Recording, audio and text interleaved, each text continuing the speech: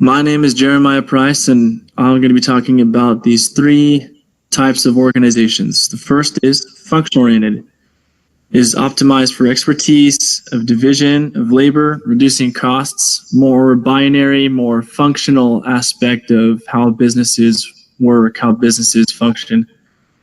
And they focus on career growth and skill development, which they have hierarchical structures. A great example I can think of is the military. The Air Force, the Army, Navy, Marines, Coast Guard, they all have a hierarchical system where you have to work hard, do certain things, get qualified in certain areas in order to grow. That's the kind of business a functional-oriented business is. Next, we have market-oriented. Places like Amazon, Google, or Netflix, which are focused on customer needs. Service-oriented businesses. They're typically flat, composed of multiple cross-functional disciplines, which often lead to potential redundancies, meaning they focus on a lot of the same aspects over and over. And then we have matrix-oriented, which combine both functional and market-oriented, which result in complicated organizational structures, which can lead to some problems, but is also very possible. Next slide. Functional oriented problems. There's a few of them, such as dividing people into large groups creates gaps in large lead times, can also complicate deployments. The more people you have, the more minds you have for one project can lead to distorting the goal and creating confusion between components. Also, the bigger your groups are, the limited your visibility becomes and understanding, meaning the goal everybody has in mind can become misconstrued or change. One area serves multiple value streams, which means you compete for scarce cycles, and some work is prioritized over others. This becomes a problem when you have too many people with not enough organizational skills to continue with the task. We have a number of poor handoffs, large amounts of rework, quality issues, bottlenecks, delays. These all add up and create technical costs that are hard for companies to make up for. Then we can focus on market-oriented teams, which are optimized for speed. You have much smaller teams, develop, test, secure, and deploy, and support these programs in a smaller environment, which become cross-functional, independent, and able to run user experiments in a more contained environment, better for the company. And use embedded functional engineers and skills into each service team, meaning you have more qualified people for those teams. You have more quality of a team than quantity of people per team. Market-oriented teams focus more on the DevOps model of quick and efficient, small teams that can get the job done. And then I think I have the next 3 slides. Okay. Cool. So, as stated previously with functional orientation, how to get that to work. There have been previous problems stated about functional orientation. However, there are some things that you can do to make it work. It is possible to have them work as long as everyone has the same goal in mind and work together. The separate departments are able to work with each other through a high trust relationship by making the work transparent across the globe, or in other words, across the floor or the company. Toyota is a great example of a successful functional-oriented team. They've developed habits in people themselves and have, for example, one department and the other will have different members in each of their meetings, so they would be combined. And that actually helped them be more organized. So when an electrical engineer would say, we're going to accomplish this way, maybe a mechanical engineer would be in the meeting and say, well, what about this? We have this going on. And that way if they have the same goal in mind and the communication is there, then they have the opportunity to resolve a lot of problems before they occur.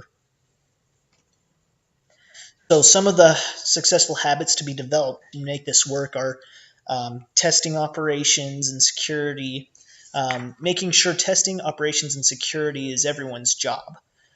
It's not up to a specific department. Everyone just makes it a part of their daily goal to accomplish this. So they share goals and work on the same issues. They also enabled team members to be a generalist. And a generalist, instead of specializing in one thing, a generalist will be able to think outside the box and use multiple areas of expertise to analyze a problem and think of the best solution for the problem.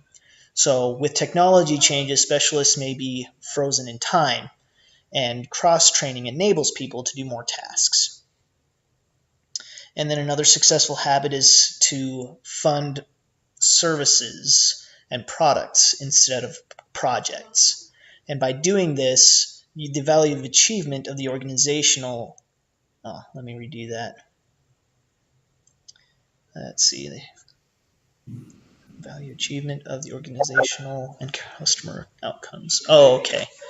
Yeah, I think you got it. Yeah, okay. So the value achievement of the organizational and customer outcomes.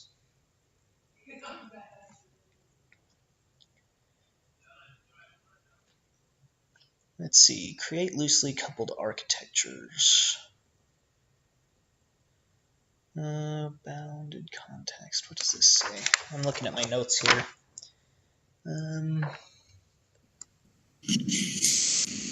Right.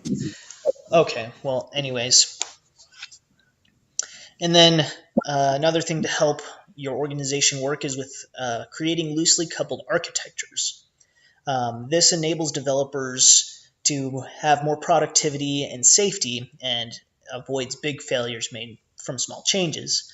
We'll be talking a little bit later about Target's API story and how even making a small change became a huge task because of how tightly coupled everything was. So having a loosely coupled architecture avoids problems like that. It also updates services in production independently without affecting or relying on other services. And then with the bounded context, the idea of updates to code without knowledge of the internal peer services because they interact through APIs, thus they don't share data structures.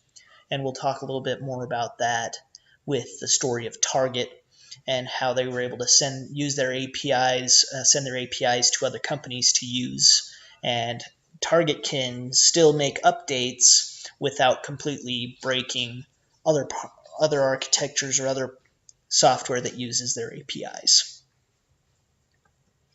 Okay, so my name is Devin Poe, and I'll be presenting the next part of our assignment here. And the next part was the idea that we just wanted to keep teams small. And they had the analogy of the two-pizza team. So that's basically keep the team small enough so that it can be shared by enough people. So it's usually 5 to 10 people. And me and my group were actually looking at it and thinking that 10 people is a lot for just 2 pizzas to go around. So, I mean, smaller is better. But this helps to ensure clarity of the project the team is working on, limits the growth rate of the product or service, decentralizes power and enables autonomy, and allows leadership opportunities for all the members. And this is a quote by Amazon's CTO, and he said that small teams are fast and don't get bogged down in so-called administrativia. So like administrative trivia or trivial things that administratives like to assign or like to create. Anyways, the next part is talking about the Target API. And the Target's API is greatly improved productivity. 10 different teams used to manage the server. It also limited where. Also, some limits were created to prevent breaking legacy systems, which caused lengthy turnaround changes. The API-enabled team was created to simplify the process. They were able to provide an API to the business like Pinterest to increase online foot traffic, and as a result, there was a sales increase of about 42% during Christmas of 2014, an increase of 32% in the second quarter, which is very significant for a second quarter, actually. But so yeah, that's our little presentation, and I hope you enjoyed it. Please let us know if you have any questions. Thank you.